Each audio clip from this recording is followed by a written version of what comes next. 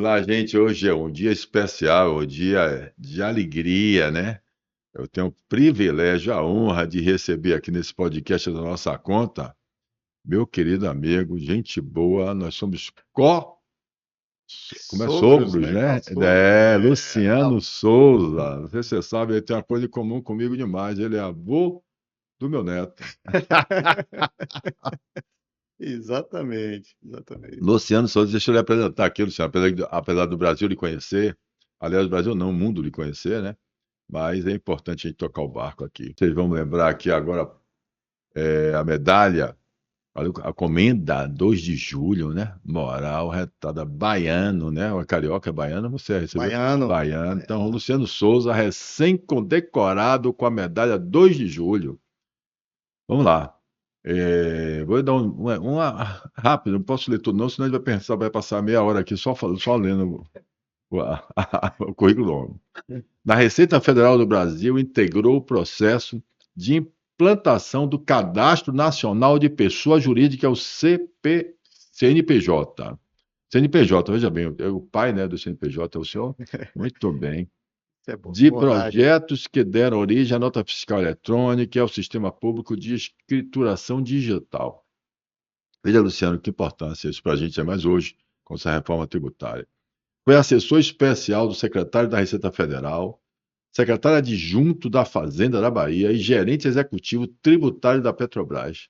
É isso mesmo? Está tudo certo aqui, Tá, então? tá certo. Na Bahia, contribuiu com o programa Desenvolve. Rapaz, Desenvolve foi uma revolução aqui no nosso estado, modelo internacional, maravilha, para a atração de investimentos, né? Que é a questão que fez a gente vir aqui criar exatamente a promoção das empresas que instalam no polo petroquímico, nós vir para a Bahia, desenvolve, traz um programa de incentivo ao desenvolvimento do nosso estado e do Nordeste. Eu só estou certo, tá? Perfeito, perfeito. No setor privado, fundou a Lex, pioneira em tecnologia tributária no país. Não podia ser menos, né? Mas eu quero falar muito sobre isso também, tá? É sócio da Altax Plataforma, né? Plataforma. É, Fala, plataforma, plataforma. exatamente. Desenvolvida em parceria com a SAP. Rapaz, SAP é internacional, não é isso? É uma das maiores Só- empresas de software de gestão corporativa do mundo, né? bom. Que Realmente é atua na automação e no controle de processos fiscais de grandes empresas. Petrobras também, Braskem, eu lembro que eu acho que tem, Braskem tinha, tem. está no portfólio de clientes nossos também lá atrás. Rapaz, também atuou como consultor do Banco Interamericano de Desenvolvimento e colaborou com o Fundo Monetário Internacional. Meu amigo, que honra, que orgulho. E o pior, caladinho, não contava nada a ninguém, o cara. A gente precisou descobrir por causa da comenda dele que o. Muito bem, meu amigo. Seja bem-vindo.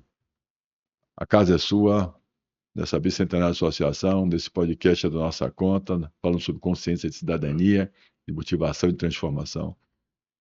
Fala, mano. Muito bem, Paulinho. Em primeiro lugar, agradecer essa oportunidade de estar aqui com você.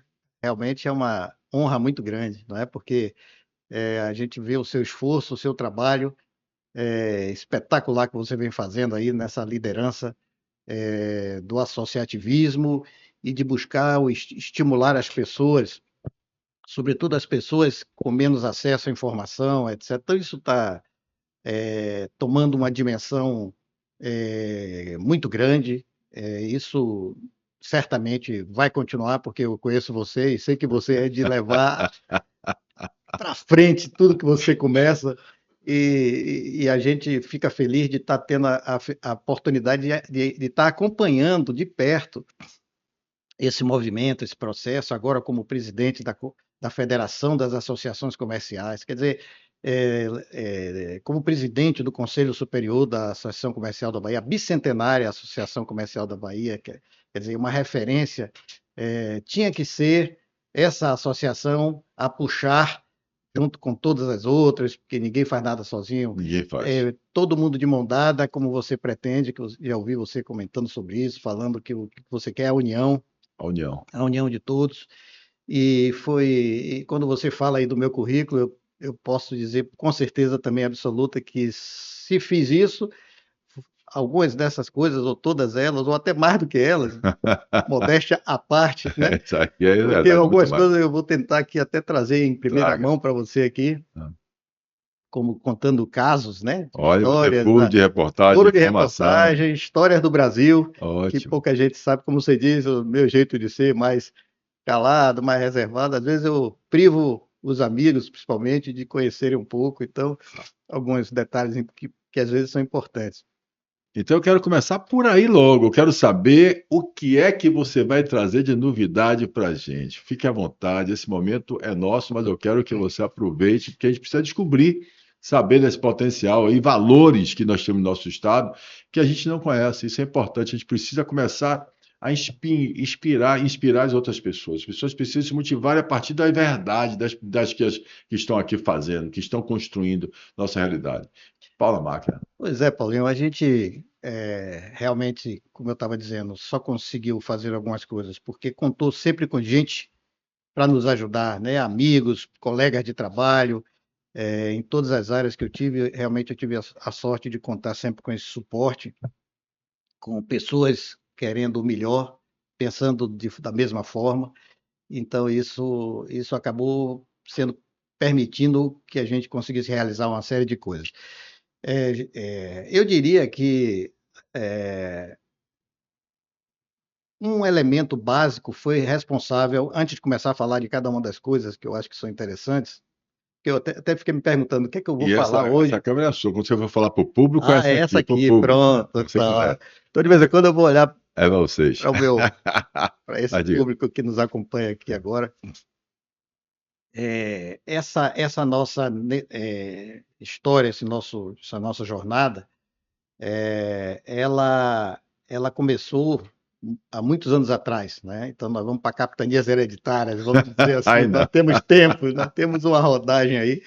Não chega a capitanias hereditárias, mas nós vamos lá para 1988, 89, quando nós tivemos a Constituição Federal, né, a revisão, a Constituição que está aí vigente até São hoje, a solidários revisão cidadãos. constitucional solidária cidadã, como você bem fala, Paulinho.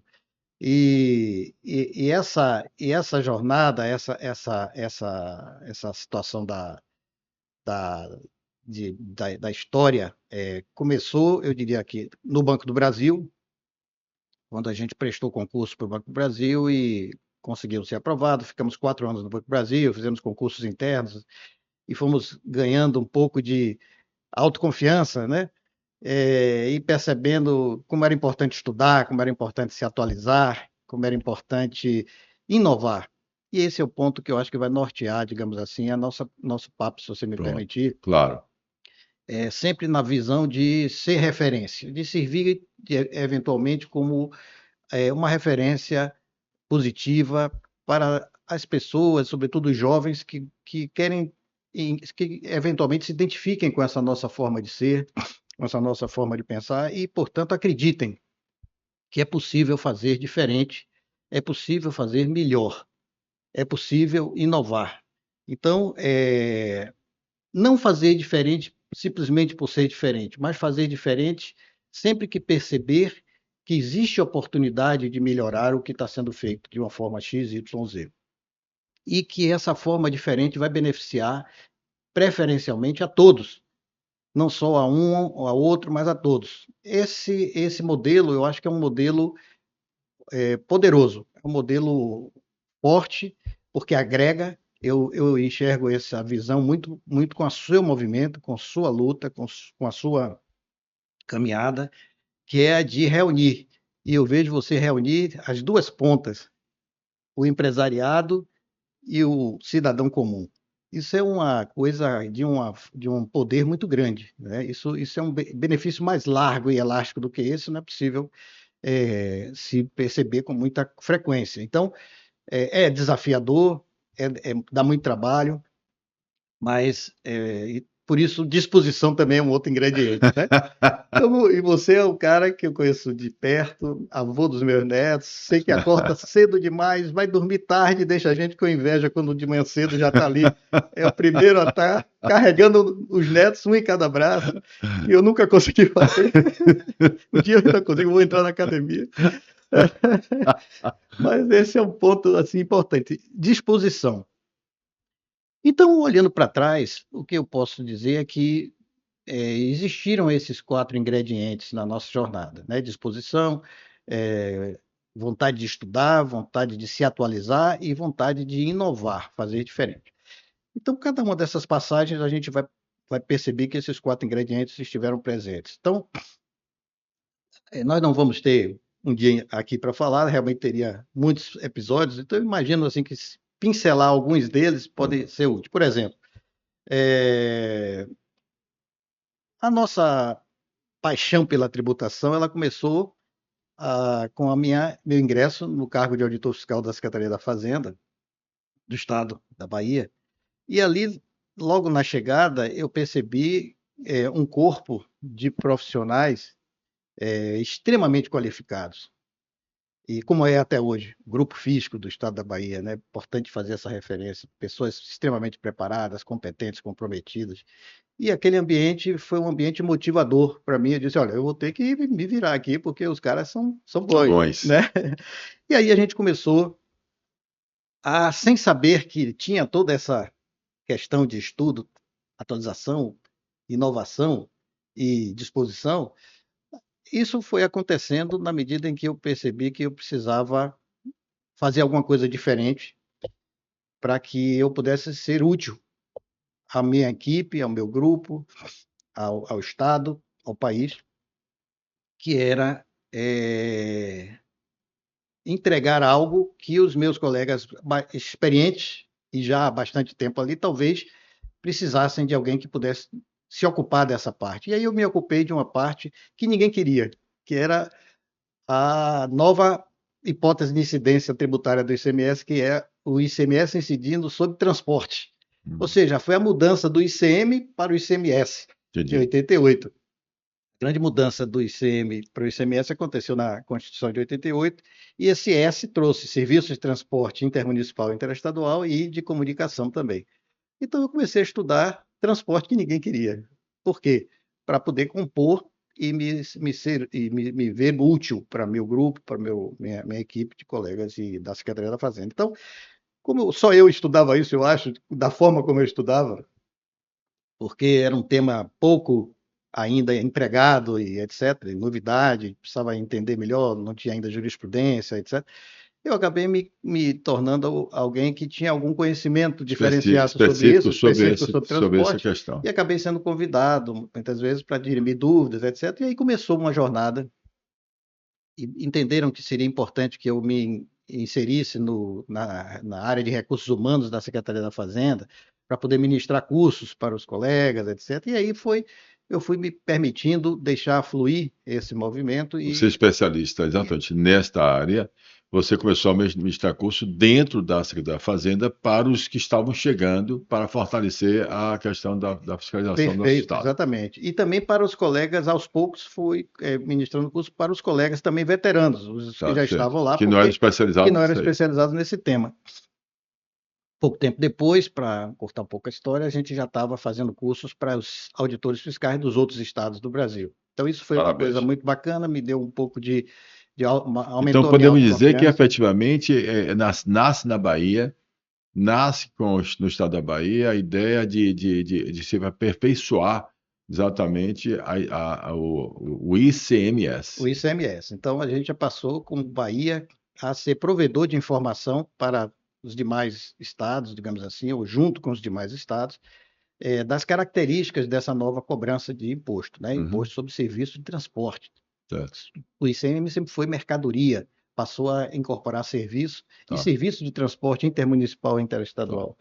Então, com essa ampliação de visibilidade, digamos assim, a gente acabou sendo percebido pelo pessoal da própria Secretaria da Fazenda como alguém que poderia contribuir também com os estudos de reforma tributária, acompanhar o CONFAZ, ir a Brasília, e começamos a frequentar as reuniões do COTEP, CONFAZ. Deixa eu só interromper uma coisinha aqui. Você tem percebido, né, que aqui é o impostômetro, né? Perfeito. E que na outra a gente vai ter o Gasto Brasil. Opa! Né? Tema... E isso é eletrônico online, né? Isso está acontecendo. Está acontecendo. Isso é real, espetacular. Né? E esse instrumento que a gente implantou, que a Confederação implantou, mostra uma realidade que é preocupante hoje, só para a gente chegar lá, que nós estamos gastando mais do que estamos arrecadando. Pronto. Então, depois a gente já chega lá, eu estou falando disso pela questão tecnológica, para a gente entender essa questão, que é um assunto que que eu também gostaria de que você é empresário, né? Essa transição também é importante, que é uma coisa que eu gostaria de explorar em você, apesar de ouvir a sua história toda, não vou ter todo o tempo do mundo, mas eu gostaria também, todo o tempo do mundo, não se preocupe não, todo o tempo do mundo. A gente não tem tempo para o nosso podcast, não. Graças a Deus disse que está disponível, tem que tomar vontade. Mas eu gostaria de não deixar de passar esse lado, porque você tem uma experiência fantástica. Você é um dos poucos, aliás, eu acho que o único, que vem conversar com a gente aqui, que faz concurso para o Banco do Brasil, naquela época, 80. Tem uma história maravilhosa do seu pai, que eu acho fantástica. Quero que seu pai botou terno e paletó para ir ver você trabalhando no banco. Você passou no banco, gerente do banco, moral, da Zorra. Ali foi espetacular quando você contou lá na Assembleia Legislativa. A gente se emociona. Ali foi a hora que você conseguiu fazer com que eu chorasse também. Achei ótimo. Depois você vai para a Secretaria da Fazenda, você não conformado, vai fazer concurso, também vai trabalhar no Estado, estuda, você então se especializa e você também não vai deixar de contar aqui aquela parte que você recortava os jornais Vamos entrar nela agora. de todas as informações nacionais do Brasil, fazia o jornalzinho dele, naquela época não tinha digital, não, era na mão grande, botava, mas fazia as suas ponderações, a partir dos seus conhecimentos, você trazia, traduzia e colocava como suas observações ali naquele, e o jornal passou a ser visto, inclusive pelo seu chefe. Então, Exatamente. maravilha. Então, esse a gente vai falar, mas veja bem, além disso, além de você estar criando, atualizando, fazendo com que a gente criando o pai da questão tecnológica, né, você participa, desenvolve, entende a questão de desenvolvimento para o país, para aumentar a arrecadação também, aumentar, e você, não conformado, você vai para o lado empresarial, você vai para o lado de cá, de quem vai contribuir, lado contribuinte.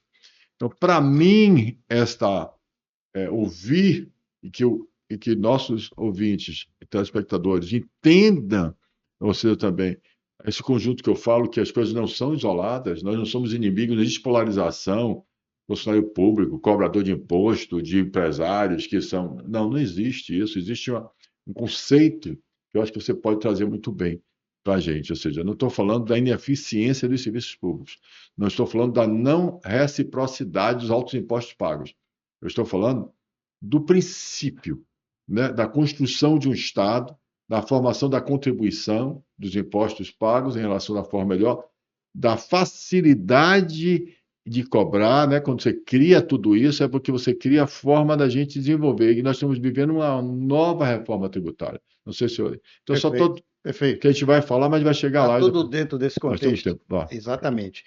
Então, assim, como você falou, Paulinho, então nós começamos a nos envolver com os temas federais e nacionais no CONFAS, de reforma tributária, e tive, de fato, essa experiência de, aos finais de semana, dia de domingo, eu corria, aquela história, de novo, fazer diferente, tentar fazer, seja lá o que for, dentro que você entenda que pode contribuir com muitas pessoas, recortar jornal, procurar jornais de Rio, São Paulo e Brasília. Dia de domingo eu já sabia até as bancas de revista que vendiam isso. E a gente ia lá, minha mulher ficava, poxa, mas espera aí, hoje é o dia de... Não, não é rapidinho, eu vou ali pegar. E aí tentava encontrar um horário para poder recortar as notícias mais importantes, colar numa cartolina, como você falou, não tinha WhatsApp, não tinha tecnologia, celular, computador, não tinha nada.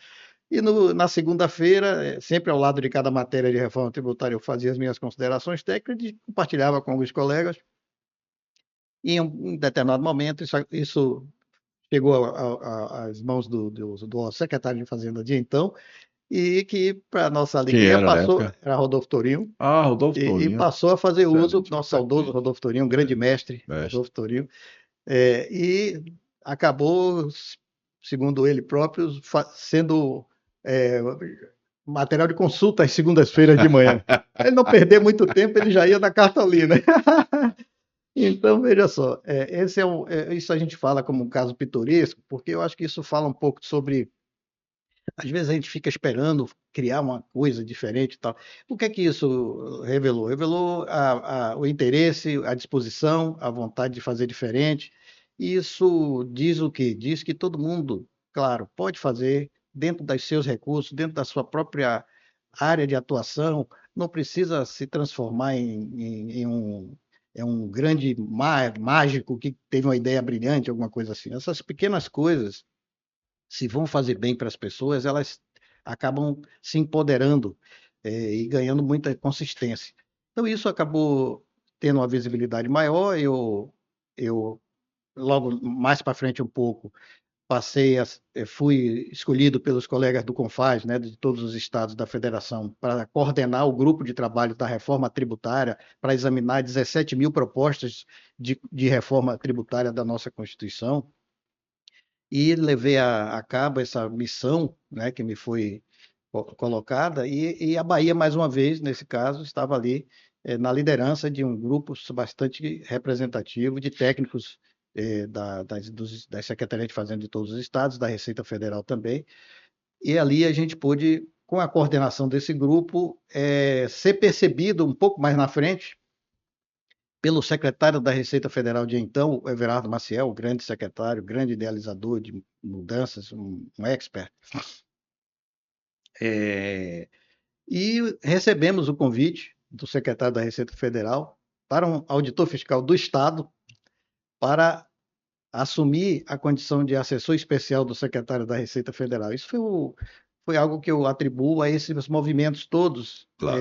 que a gente foi fazendo, Construindo sua sessão. construindo, pensando sempre em fazer diferente, fazer melhor, e beneficiar o máximo de pessoas possíveis. Então, quando cheguei na Receita Federal, o Everardo, esse é um fato que eu nunca contei, é furo, Então vamos, furo de tá bom? reportagem. É o Vamos furo de ver. reportagem. O Everardo, ele me disse logo de cara: olha, Luciano, veja só, eu não vim aqui para brincar, eu vim aqui para realizar, como eu sempre faço, e eu quero três coisas. Quero que você me ajude em três frentes, junto com a nossa equipe, junto com nossos colegas aqui do Fisco Federal, e você, como auditor do Estado, eu quero uma integração muito forte entre Receita Federal e Estados. Nós precisamos, primeiro, acabar com a nota fiscal em papel. Não dá mais para conviver com nota fiscal em papel. Isso é um elemento de sonegação e isso a gente precisa acabar. Nós precisamos criar um cadastro único de contribuintes. Não faz sentido União, Estados e municípios terem três cadastros diferentes. E cada município o seu, né? Nós estamos em 5 mil municípios, etc. Então, a proposta era de acabar com a nota em papel. Note que aí nasceu, de fato, a A nota fiscal percepção eletrônica. e os movimentos concretos para sair do meio físico para o meio eletrônico. É isso aí. Nota fiscal eletrônica.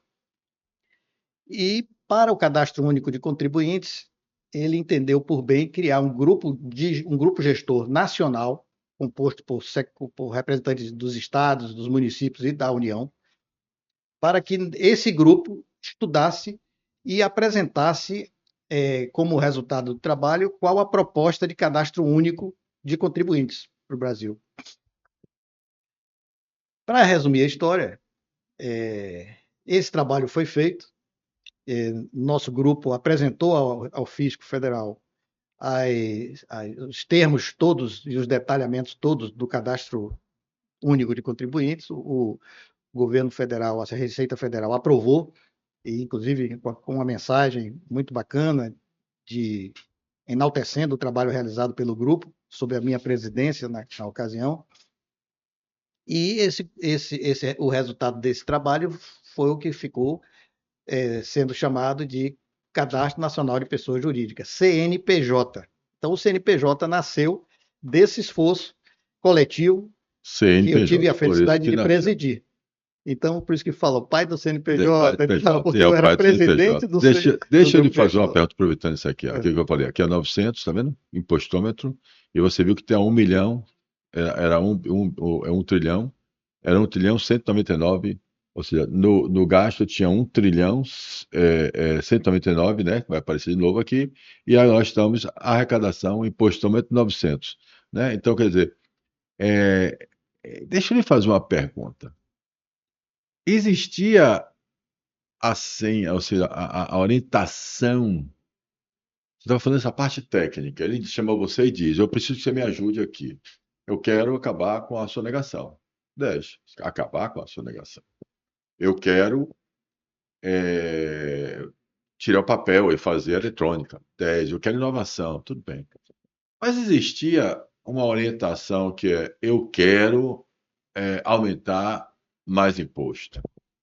Bom, a ampliação de imposto, ela sempre foi uma das metas do sujeito ativo da obrigação, né? Que é o Estado, que é o fisco, estadual, federal e municipal, sempre Meta foi aumentar imposto? meta ampliar imposto em função do orçamento da União, do Estado ou do município. Então, tudo é decorrente do orçamento, né? Então, se o orçamento estabelece uma meta, esse orçamento esse ano vai ser 20% maior do que o orçamento do ano passado, né? Seja por conta de inflação, seja por conta de busca de mecanismos de aumento de arrecadação para que você Então, tenha nosso mais problema é muito disponibilidade. sério há muitos anos, né? Ou seja, na verdade, o que eu quero chamar a atenção é o seguinte: a gente não trabalha. Sabe por que eu estou falando isso, Luciano? Eu estou falando, exatamente, vai chegar na parte do empresário. A impressão que o empresário tem é que quando o governo, quando os partidos chegam ao governo, ele que aí que eu falei, ó, gasto o gasto está aqui, entendeu? A minha receita. E a receita 900, você viu lá.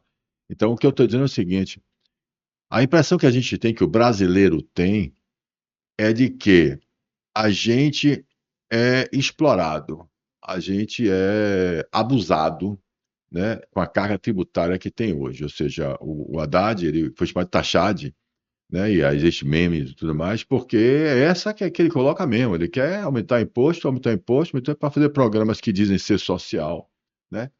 Mas parece que existe uma falta de consciência, né? Eu digo assim, desse governo, eu deixo bem claro, né? Desse governo, mas eu estou perguntando, quando eu falo desse governo, mas se existe uma orientação de aumentar, ou de arrecadar em virtude das nossas necessidades, né?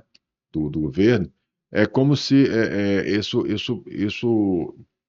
isso caracteriza exatamente o que eu venho lutando, que é a transformação de percepção inversa. Ou seja, eu não estou dizendo aqui, nem sou inocente, né, para dizer o seguinte: uma coisa é, você falou, nota fiscal de papel.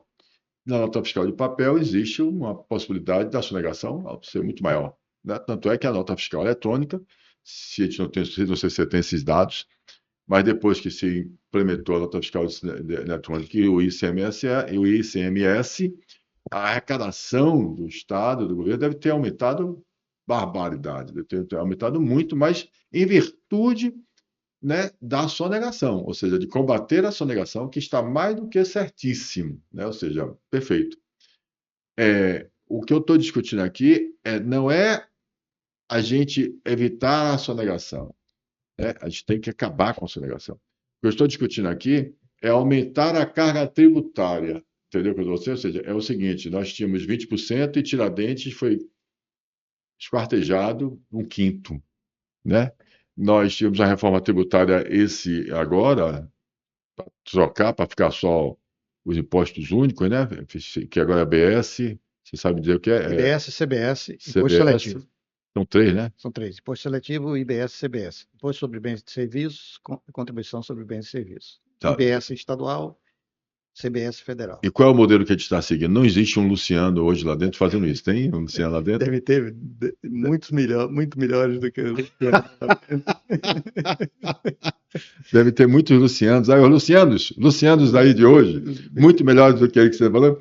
Eu quero descobrir quem é o cara que está inventando. Eu espero. Porque, veja bem, uma coisa interessante. Desculpa, eu tem tempo, mas essa é importante a gente dizer o seguinte: que o que eu percebo é o seguinte: a gente participou, né, e nos convocaram nas frentes parlamentares para participar dos grupos de trabalho que foram divididos. Então, dividiu em 20 grupos. Primeiro foi assim: primeiro 20 grupos, com cada um segmento, e cada um pegava um segmento, e discutia os segmentos para ver como é que ia fazer essa reforma tributária, como é que iria equilibrar, para que os serviços não ficassem mais onerosos, e ficou, que a indústria desonerasse mais, você entendeu? E essa discussão, e ficou aquela briga que a gente via claramente, uma briga clara, fragmentada, o que prova o que eu chamo a fragmentação, né, nossa fragmentação produtiva, ou seja, a classe produtiva fragmentada. Cada um puxando para o seu lado, sabe como é que é? Ah, não, a indústria tem que pagar menos, o comércio, o serviço, não, é o advogado que faz parte, que vai ter um limite, vai aumentar e tal. E a promessa era a promessa de que a gente não está aqui para aumentar carga tributária, a gente está aqui para manter a arrecadação dentro dessa simplificação, dessa inovação, imitando o que já existe internacionalmente, trazendo para o Brasil a modernização, desburocratizando, diminuindo a subjetividade dos auditores fiscais para evitar judicialização. Essa era a promessa, essa era a discussão. E aí eu lhe digo, eu já disse aqui uma vez, vou repetir, quando nós vamos conversar com os técnicos, como você foi em determinado momento, dentro da Receita Federal, conversando com eles, acredite no que eu estou lhe dizendo. O sentimento era esse, é sentimento de que o técnico estava ali exatamente focado nisso, nisso que prometeram. O técnico que estava ali, ele estava trabalhando, acreditando que eu quero modernizar, está aqui lá fora é assim, eu prometo que não vai ser, mas a receita, não podemos perder a receita de jeito nenhum, porque nós temos obrigações, nós precisamos dar resposta à sociedade. 10. E os empresários ali também, não quero sonegação, porque sonegação é concorrência desleal, então os grupos empresariais, associações, todo mundo também, ninguém quer. Né? Não existe empresário, certo, correto, direito, que queira sonegação, porque é concorrência desleal, ele é o primeiro a denunciar, falar que aquele cara está. Então, nós não estamos falando disso aqui, nós estamos falando exatamente de mais do que isso, é quando você pactua, você acerta com o técnico, você alinha com ele, deixa tudo arrumadinho, discute pra caramba e faz assim, bom, agora beleza. Tá bacana? Tá, porra. É a cara, tal. Beleza, tá aprovado, tá aí, vai. Aí quando chega na política, no interesse partidário político, a gente vai começar a mexer, a depender de como for, para aumentar a arrecadação. E logo depois dessa aprovada reforma tributária brasileira, com o presidente tirando a foto junto com o presidente do Senado e o presidente da Câmara dos Deputados, aprovado, mostrando lá que foi aprovado, começa de novo a arrecadação, taxa, aumentando imposto. É taxa disso, é taxa daquilo, é taxa daquilo, outra taxa daquilo, vai taxar isso, vai taxar a fortuna, vai taxar isso, vai taxar o diacho. Aí começa a inventar nomes, que é muito bonito, né? Os super ricos e tudo mais. Então, essa experiência vivida por você hoje, que está dos dois lados, você teve dos dois lados, você está tá do lado de cá, mas você tem essa história honrosa de seu pai, de você perder essa história toda. O que é que você poderia dizer para nós, brasileiros empresários? O que é que eu não estou enxergando? Existe um equívoco na minha visão? O que é que você podia dizer para a gente? Paulo, eu acho que você fez um retrospecto aí muito lúcido, né, de todo o processo, né? Quer dizer, existe um movimento técnico de fato, assegurar o suprimento de receita necessário para satisfazer as necessidades da sociedade. É isso que o grupo físico estadual, federal, municipal todo trabalha, com pessoas muito preparadas e conseguem, de fato, produzir propostas e alternativas muito consistentes. Essa reforma tributária, ela tem claro, é muito difícil você conseguir fechar todos os problemas, mas ela, ela é, ela avança em alguns aspectos. Nós temos que lembrar que nós estamos num país que é um federalismo fiscal, é diferente da maioria dos outros países. Nós não temos praticamente nenhum país do mundo que tenha essas características de unidades subnacionais tão independentes, a não ser os Estados Unidos, que tem outro modelo de sales tax. Mas, assim, o federalismo fiscal, que é uma cláusula constitucional, que não se pode nem pensar em mudar isso, porque é uma cláusula pétrea da Constituição. Então, você criar uma tributação dual, né, que é União e Estados tributando o consumo, um através do CBS e outro através do IBS, exige um esforço muito grande. Isso, mas vai na direção de uma certa simplificação, uma importante simplificação, porque você reduz a quantidade de tributos, você cria mecanismos de tributo incidindo sobre tributo, não é?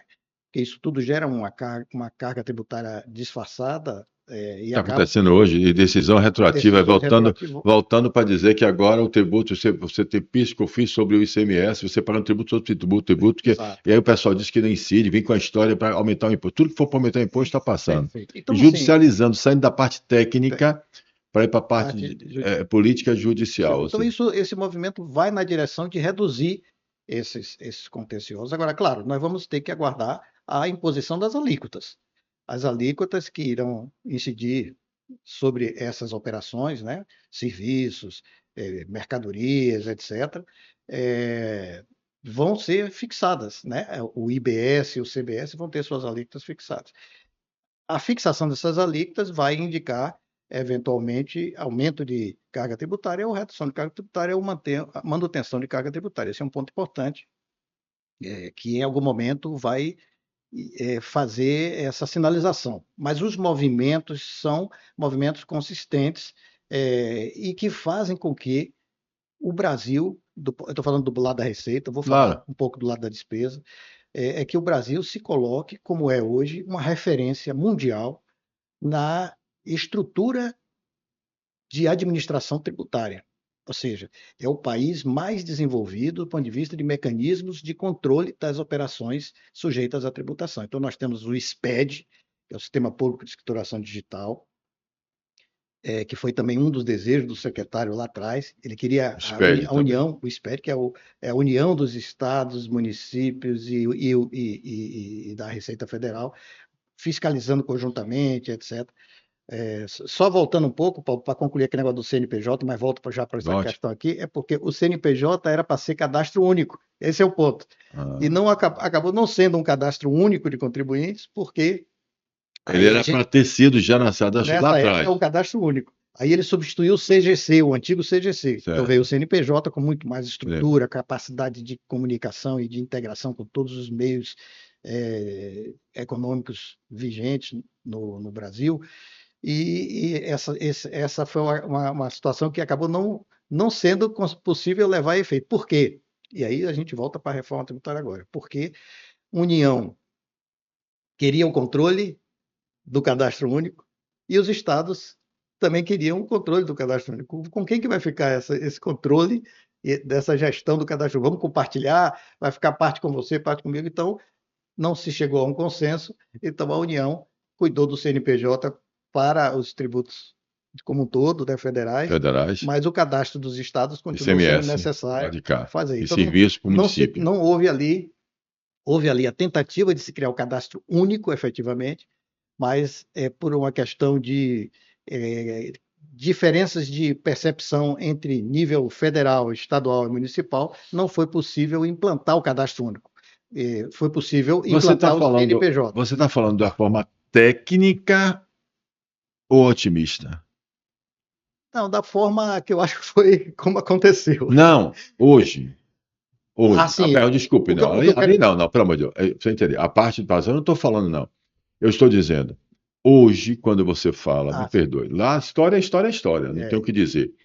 Hoje, quando você diz que existe sim assim, na técnicos reforma muito tributária. melhores, existe a ideia dessa e tal, e você diz que é um avanço, e você falou que internacionalmente a gente passa a ser referência, falou do SPED, tudo Referência. bem. Aí eu estou lhe perguntando isso. Hoje eu vejo a dificuldade, eu vejo as pessoas ligarem para mim, né, e você sabe, como presidente da federação, da confederação, daqui, tal, tal, tá, quer dizer, participando da confederação e participando do Conselho Superior aqui, e eu liguei outro dia para você, para consultar você, e eu vejo a minha própria em casa minha, a minha própria mulher dizendo assim, poxa, eu estou querendo, eu tenho que emitir nota fiscal agora para aluguel, mas o sistema do Estado não está preparado. Olha bem, não está preparado para isso, e está me cobrando, ou seja, vem uma legislação cobrando você, e começa ao inquilino cobrar você a nota fiscal e não tem como emitir, porque não tem como você juntar. Um exemplo. O segundo exemplo que o cara falou. A gente está sendo multado aqui por causa da questão do frete. Você falou do SMS, o frete que agora o pessoal tem que vir o manifesto de carga junto com a nota fiscal e eu tenho que fazer uma por uma. Estou falando, poxa, você lá atrás, já o pai do CNPJ, tecnologia e tal, tal, tal. Aí chega hoje, a gente vai implementando as coisas. E, de novo, a gente cobra, mas a infraestrutura não está preparada para as cobranças que nós estamos fazendo, aí segura a peteca, joga para frente. É natural esse É, desgaste? todo esforço, perfeito, essa observação, eu entendi bem, Paulinho, você tem toda a razão. Quer dizer, às vezes o que se quer fazer, não necessariamente na prática ele acaba acontecendo, né? Então, assim, uma visão, como foi o cadastro único, que, que, que não chegou a ser cadastro único, houve um progresso extraordinário, saiu da condição de CGC para CNPJ, mas não é uma sopinha de letras apenas, é uma mudança conceitual extraordinária. E hoje nós temos a reforma tributária estabelecendo, primeiro, um período de transição bastante elástico. eh, Isso é importante, um período de transição, mas existem. Isso é virtuoso, isso é Isso é muito bom. virtuoso. E agora, existe, claro, incertezas, dúvidas com relação a como é que vai ficar, no final das contas, a gestão dessa combinação de dois sujeitos ativos da obrigação, um federal e um estadual, sob uma mesma base de cálculo, né? A base que são as operações de modo geral, serviços, vendas, etc. Então, você tem o CBS na União e o IBS nos estados. A convivência harmoniosa e a expectativa que se tem é uma, de que isso tudo gere, de fato, simplificação e que isso não gere aumento de carga tributária. O resultado disso é que vai dizer se, de fato, foi exitoso ou não esse movimento no que diz respeito à simplificação e à carga tributária. Nós estamos caminhando, no meu modo de ver, para um resultado melhor do que nós estávamos antes. Tá? Muita Ótimo, então coisa deixa precisa eu lhe ser fazer feita. uma provocação. Você é um empresário de tecnologia que resolve esses problemas. Estou errado? Não. O que você faz é exatamente contribuir com isso com a sua empresa. Sua empresa, ela, se eu não estou enganado, se me ajude, me ajude a falar para o povo entender também, porque ele não fala muito dele, de ter esse conteúdo, mas a gente precisa falar da empresa dele para entender, porque a gente está buscando isso. A gente busca esse sistema. Então, o que eu entendi lá atrás, pelo menos, antes dessa história da reforma tributária, a sua empresa já era uma empresa que atendia empresas grandes, como, por exemplo, vou dar exemplo da Petrobras, né? Que é onde você chegava lá e dizia: olha, eu estou aqui, vou instalar o meu sistema, vou apontar todos os equívocos que vou evitar que você tenha multa futura. Então, eu vou mostrar onde você está errando, onde é que você está equivocado, e antes de você ser autuado, de ser multado, acho que a palavra certa é essa mesmo, eu vou lhe mostrar, ó, conserta isso aqui, conserta isso aqui, conserta aqui, você consertou isso aqui, Perfeito, você adequou isso aqui, beleza. Então, sua prestação de serviço era nesse sentido, é isso? perfeito, Está perfeito, perfeito. perfeito. Então, você hoje tem uma evolução e você hoje tem um desafio enorme. Você hoje tem o desafio de como é que você agora vai conseguir, né, de novo, dar essa segurança através da sua empresa, para virar para essas empresas com essas transformações e dizer: olha, gente, para você, nessa confusão que vocês estão se percebendo, que é verdade, tem uma questão que pode ser o que a gente pensa tecnicamente, mas lembre, a maioria do povo brasileiro não é técnico. Ele não sabe. Aliás, diga-se de passagem, eu até arriscaria dizer, estava conversando outro dia com um grupo de contadores, dizendo o seguinte, aliás, foi aqui, nessa mesma bate-papo, que ele fez: Paulo, eu até posso lhe dizer que muitos contadores, eles fazem a contabilidade para o que for mais fácil para ele. Ele adequa a contabilidade para o sistema melhor que for para ele, mas na verdade termina que você vai depois tomar porrada, você porrada no sentido, você é multado, porque houve uma certa, não sei se a palavra pode ser preguiça, mas preguiça do cara dizer: não, não está certo isso, eu tenho que fazer diferente, porque aqui esse setor, essa coisa é diferente. Então, e aí você vem com um programa, vem com um sistema, vem com um serviço, vem com a sua empresa internacional linkada a tudo isso. Mas, como você disse, o desafio é nacional, é brasileiro. Como vocês e o que é que vocês têm? Qual é o produto que você tem para me vender? Eu quero comprar. Eu não ser multado. É isso mesmo, Paulinho. Se eu pegar essa frase sua, não ser multado, que é tudo que um empresário quer, é cumprir corretamente com suas obrigações, é não ser surpreendido, é ter transparência, visibilidade, e é isso que a gente busca com as nossas soluções já há mais de 20 anos no mercado. É, essa percepção da necessidade de novo, inovação, atualização, estudo e disposição de, quando nós terminamos nossa contribuição com a Petrobras, que a gente acabou não falando, eu fui convidado pela diretoria da Petrobras para estruturar a área tributária, quer dizer, foi uma experiência extraordinária, estruturar a área corporativa, criar uma área tributária corporativa da empresa. Depois da quebra do monopólio do petróleo, a Petrobras não podia mais continuar como uma mera pagadora de tributos, ela precisava tratar o tributo de uma forma mais racional, já que teria que concorrer com os demais players do mercado que estavam chegando no Brasil.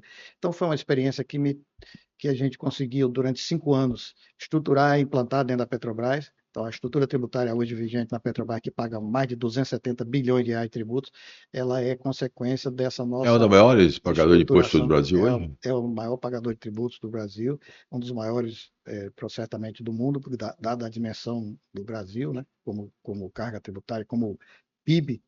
Então, a gente tem aí Ele é mista, né? ela é empresa de economia mista, né? Então a gente acabou acumulando essa experiência do setor público federal, setor público estadual e Petrobras, e além dos organismos multilaterais, Banco Interamericano de Desenvolvimento e FMI, e tomamos aquela decisão de empreender. Foi uma decisão difícil, realmente, pedir demissão de uma Petrobras e de um setor público não é brincadeira, e a gente, então, enxergou e entendeu que podia contribuir de outra forma, dada a acumulação de experiências que a gente tinha construído até ali. Então, nós montamos a nossa primeira empresa. A nossa primeira empresa foi para o mercado com uma proposta de exatamente oferecer para as maiores, as grandes corporações, A sobretudo, empresa é a mesma até hoje? a mesma até Qual hoje, é? Alex, Alex. Alex. um software de auditoria fiscal eletrônica. Foi o primeiro software de auditoria fiscal eletrônica. Por que um software de auditoria fiscal eletrônica? Exatamente para assegurar às empresas que as informações eletrônicas que deixaram de ser no papel e passaram a ser em meio magnético estavam condizentes com as suas contabilizações, etc. E o fisco iria entender que estavam corretas. Então, para isso, as empresas precisavam de software. Até então não existia software para fazer esse tipo de aplicação. Então foi uma oportunidade de ajudar a todos, né? Claro, Todos os stakeholders envolvidos, sempre com essa percepção de contribuir, de melhorar. Contribuir, melhorar. Essa é a grande filosofia. força, eu acho, das iniciativas. Então, a Petrobras, a gente atendeu logo as maiores corporações do Brasil com auditoria eletrônica.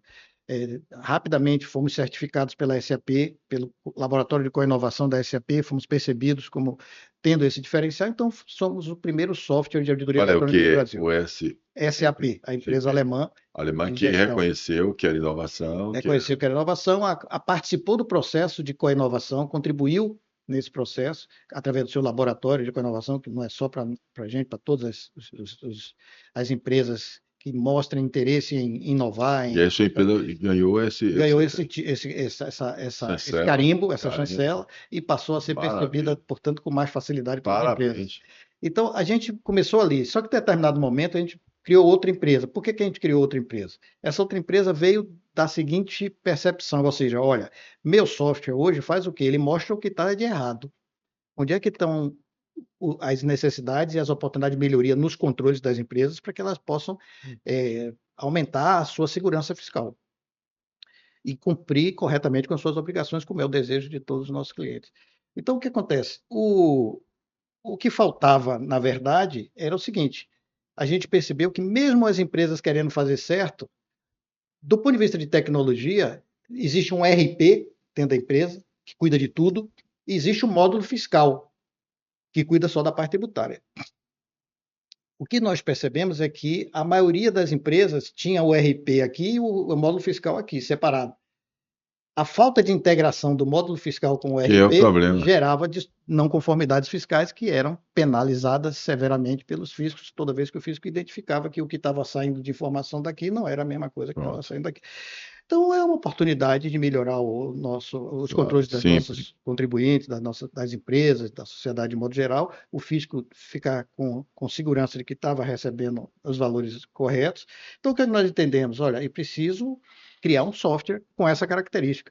Que característica? A característica de poder estar integrado o módulo fiscal com o RP, primeira coisa. Segundo, não adianta só isso.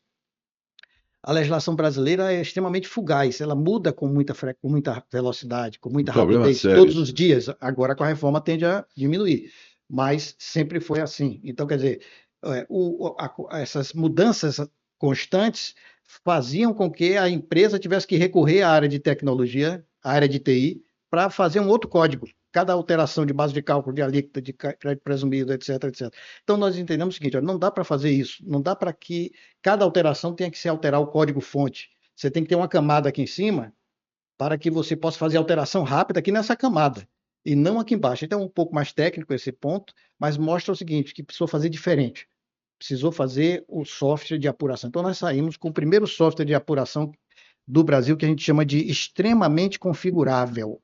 Configurável, ele é flexível, ele se adapta rapidamente, quase em tempo real, Mas deixa eu lhe às falar, mudanças então da isso aí, legislação. esse seu equipamento, ele vai se aplicar prioritariamente, né? Eu acho que majoritariamente, às grandes empresas, né? A empresa que tenha um movimento fiscal, Não, na verdade, ele se aplica a, porque uma empresa média, ela tem, como é? Você tem um produto para empresa média? esse produto ele se presta para todos os níveis, né? Desde uma empresa pequeno porte, médio porte, grande porte. Agora, evidentemente, as empresas de grande porte elas enxergam mais valor nesse Cada tipo de complexidade do produto. tamanho, né? Exatamente, por Do causa, tamanho por das causa coisas. E uma empresa pequena, vamos supor, uma empresa de serviço. você resolve com módulos do software. Não precisa ser o software todo. Ah, porque Você tem módulos. você tem É modular. Então modulável, você né? pode modular. Pode ser uma coisa menor também, Menor, né? Claro. você vai implantar aqueles Ah, eu não sabia módulos, disso, não. Isso é um importante módulo saber. menor Então para você atender tem todas as como necessidades, modular a depender do porte da a depender do empresa porte da empresa, e você vai fazer o mesmo serviço que é modular por causa do por tamanho causa da do tamanho empresa. dela. Então, assim, ela não tem tanta complexidade, não tem E como o nome tantos. dessa empresa é Alex, A Altax Platform. a Altax, Altax a Platform. L-Tax. Altax, Altax então, seria a empresa é a empresa que que faz essa acabou gestão. entrando na sociedade e enxergou que poderia contribuir, acelerar o processo de desenvolvimento do nosso sistema e trazer qualidade, evidentemente, com o seu conhecimento, e se tornou sócio também da nossa empresa. Dá para fazer um produto mais popular para a gente poder divulgar aqui na associação? Ou seja, dá para a gente fazer alguma coisa assim que contribua mais com Eu acho que uma coisa é só produtiva? questão Eu vou de explicar a você. Como é modulação, que eu né? estou pensando aqui? Na Perfeito. federação, na associação. Estou pensando. Agora mesmo, meu querido presidente Raimundo, presidente da Associação de Vitória e Conquista, ele me ligou pedindo: Paulo, ô Paulo, me arruma aí, Paulo. Eu preciso de um tributarista que venha aqui em Conquista. A gente vai fazer um almoço pago, a gente arruma, a gente quer ouvir, para ele falar um pouco, que tá muita gente tem muitas dúvidas sobre essa nova reforma tributária, sobre como é que vai ser as questões. Tem um bocado de dúvida de coisas pequenas, como está hoje a reforma. Eu até tenho procurado para a gente bater um papo sobre essa questão. Mas aí me veio aqui a cabeça, eu pensei agora.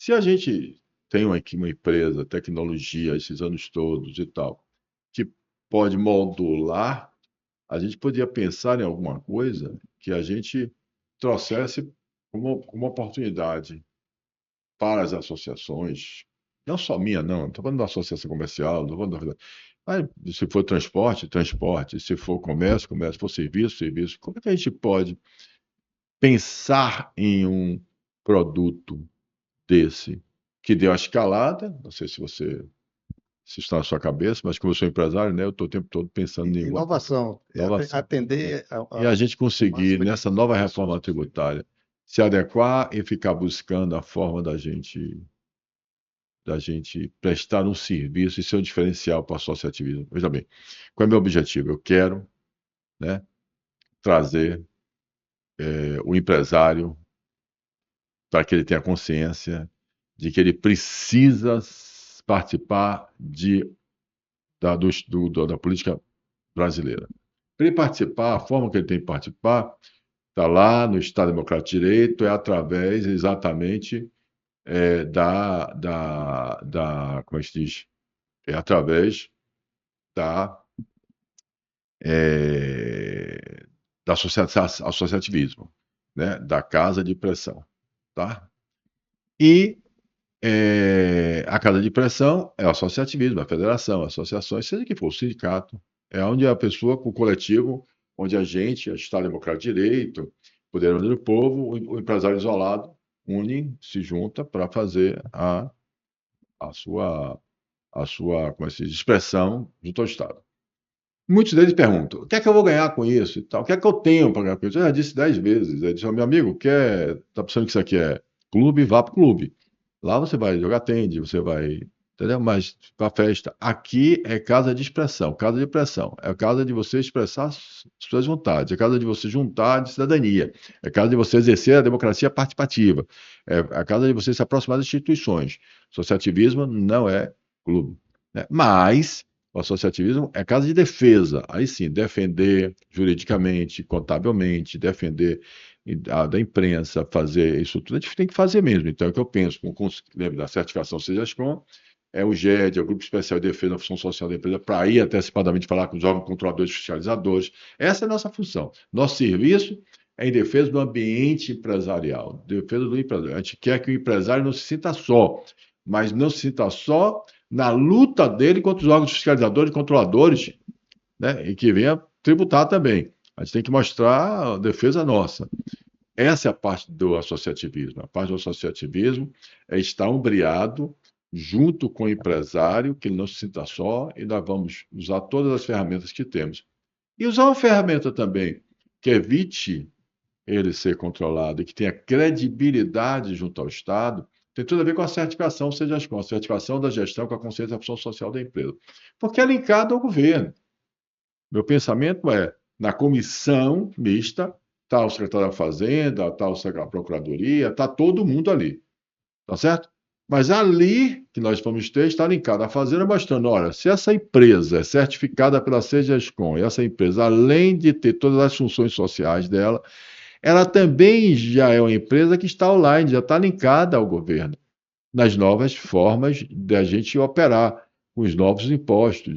Então, esse link dessa empresa, né, ela vai dar à fazenda a tranquilidade, e aí qual é a vantagem que a gente traz? Você não pode chegar aqui agora e dizer, eu vou multar porque mudou, eu vou multar. Peraí, não, senhor. Você, tanto quanto eu, é corresponsável pelo nosso modelo que criamos. Nós estamos dizendo que eu tenho boa vontade, eu sou empresário, eu sou mantenedor do Estado, eu estou pagando meus impostos, e estou dizendo que não quero errar, estou dizendo que eu quero acertar, e estou linkando o programa que você conhece, internacional, que você tem um barco com a Fazenda, e dizendo, esse programa existe, e vocês estão se comunicando aí, nós estamos fazendo esse trabalho, eu estou tentando prever antes de você me multar. Estou dizendo assim, está errado, eu vou consertar, né? Mas nós estamos com o programa juntos. Poderia ser um excelente serviço, não sei. Eu acho, Paulinho, que você está certíssimo e é interessante como você, com a sua visão associativista, eu estou aqui falando dessas experiências e tudo, e você, com a sua cabeça, já está lá na frente, né? Tentando enxergar, assim, pô, de que forma eu posso beneficiar as pequenas empresas, e beneficiar os associados que estão aí nessa batalha para ganhar o seu real de cada dia e manter os empregos, etc.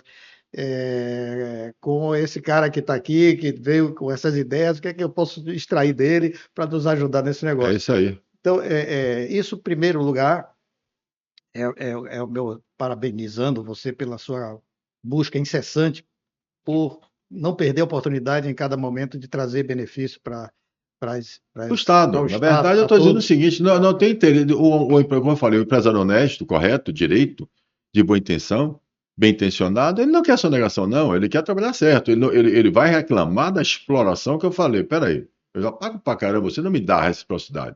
Eu quero a reciprocidade, você não está me Perfeito. dando, é outra coisa. Mas nós estamos falando aqui ou seja, de evitar a judicialização, de evitar até para economizar o Não, governo. isso vai ao encontro totalmente do interesse do próprio governo. O governo vive olha que dado importante, Paulo. O governo vive da contribuição voluntária da obrigação tributária principal. Ou seja, ele não vive das multas, ele vive do recolhimento espontâneo das empresas, do que a empresa paga. 90 e muitos por cento da arrecadação de todos os entes tributantes, seja federal, estadual, municipal, vem da contribuição voluntária. A multa percentual muito pequeno que existe ali como mecanismo de Mas quebra a empresa, Luciano, mas quebra a desculpe, empresa. mas quebra a Mas o que eu empresa digo é e assim, existe um incentivo para o fiscal multar, dá uma grana para ele percentual para ele dividir. sim, A sim, Procuradoria divide até o fundo com o Judiciário para poder, pelo menos é que eu soube, não sei se é verdade, para poder, do aposentado, para poder tocar o barco. Existe um corporativismo do judiciário, dos funcionários públicos, entendeu? Assim, não, isso aqui nos sustenta, então a gente tem que, o sonegador, o empresário sonegador.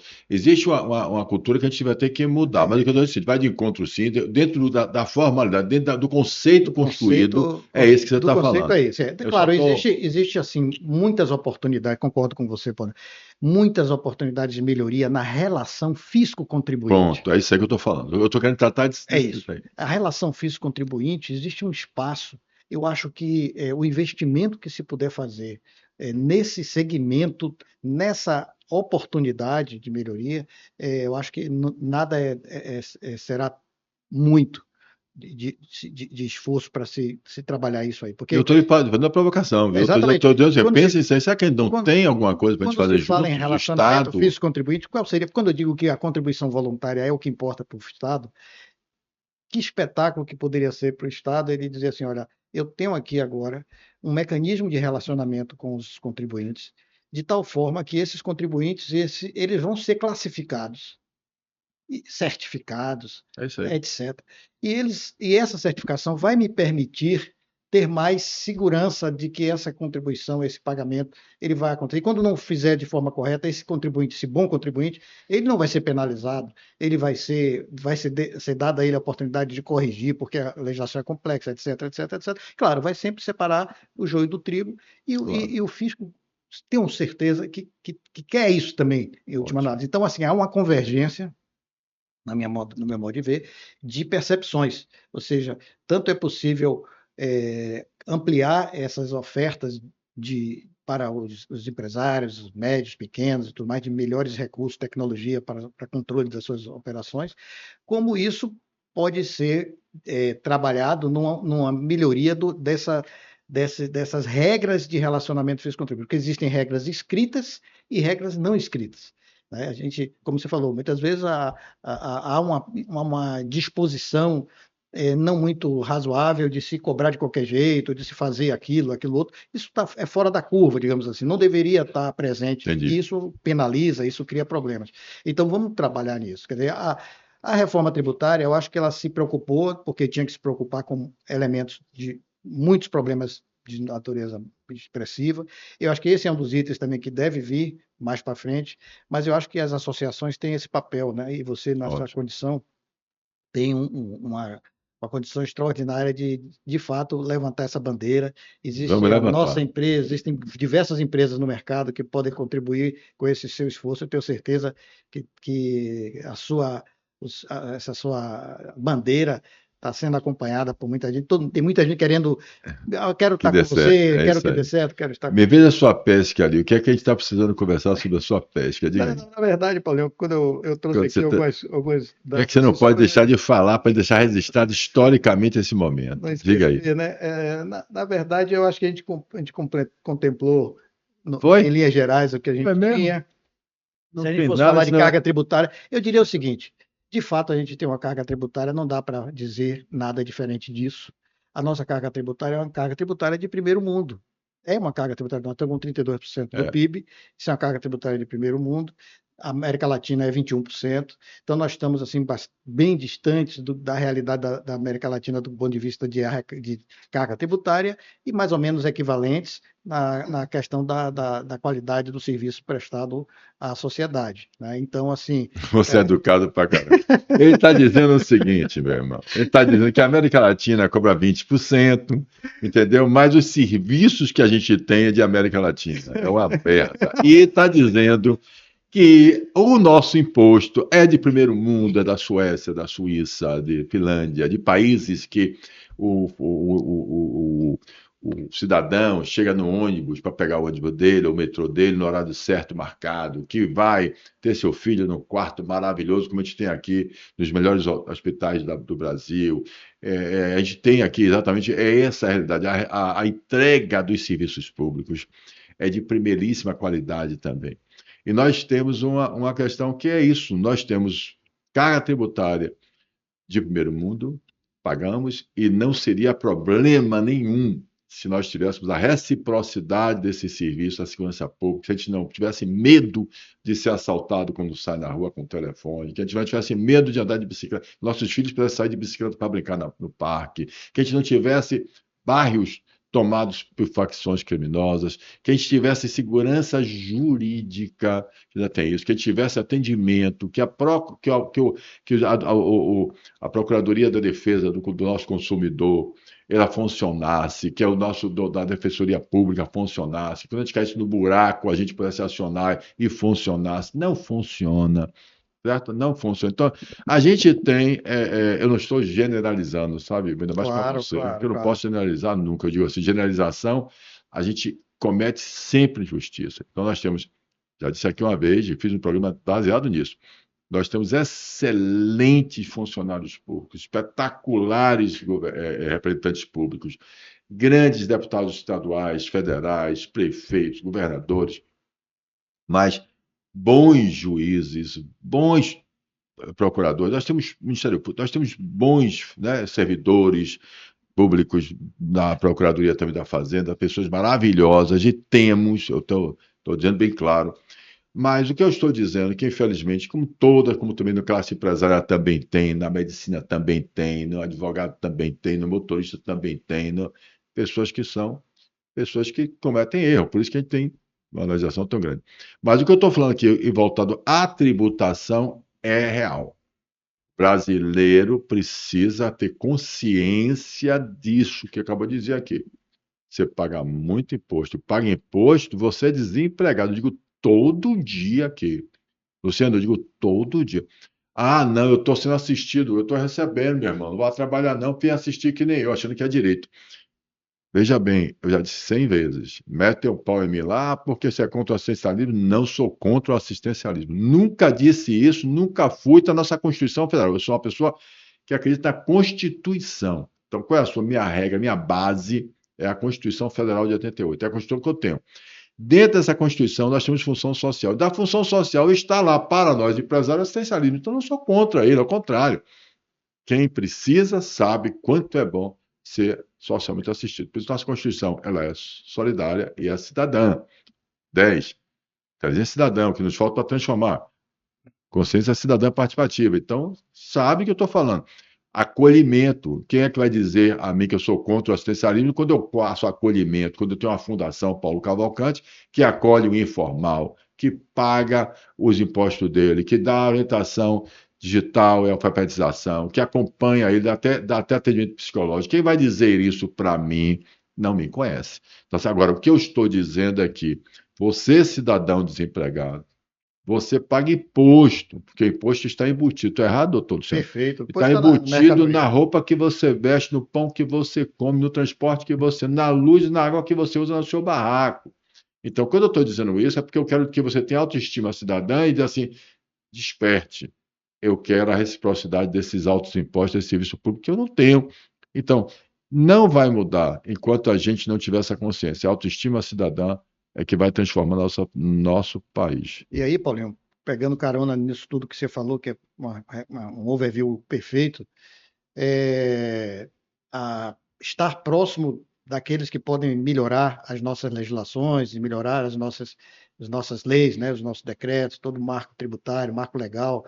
Isso é muito importante, é isso que você defende, que a gente se aproxime, que todos se aproximem, independente de coloração partidária e tudo. Sua Exatamente. defesa é sempre pela apoio. Vamos abraçar os parlamentares, que se quer com eles, é assim que funciona nosso país, e eles vão ter que entender quais são as nossas reais aspirações, o que é que a gente quer que eles façam, né? Então, e aí vem um ponto que eu acho que já para concluir É. nossa participação, que é a questão, bom, de novo, só para completar, carga tributária, se a gente for sair do primeiro mundo e da América Latina, nós temos também os BRICS, nós temos China, Índia e Rússia, que têm carga tributária bem menor do que a nossa, 24% China, 12% Índia, 19% Rússia. Então, nós estamos, de fato, com uma. Repita isso aí que é importante. O BRICS, que a gente se orgulha tanto de participar, nós estamos também Nós na também liderança. estamos com a carga tributária. Então, qual é a carga tributária da China?